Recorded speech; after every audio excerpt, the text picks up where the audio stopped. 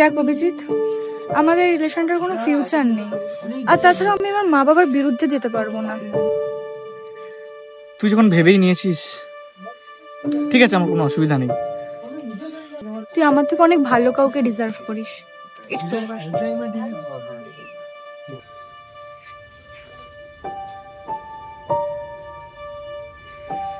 উফ, time pass করতে এসেছিলাম আর এ তো গলাতেই ঝুলে গেছে। যাই হোক, অ্যাটলিস্ট বেরোতে তো পারলাম।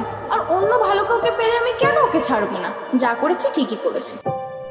ফ্যামিলি মানে সবার কাছে সেই একটাই বাহানা, ভালোবাসা যে টাইম পাসের জন্য ব্যবহার করা যায় সেটা আজকে জানলাম।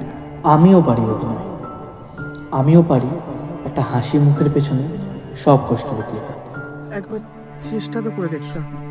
সবই জানি কোনটা ভালোবাসা কোনটা অভিনয়, কিন্তু এই বোকা মনটা মেনে নিতে পারে না।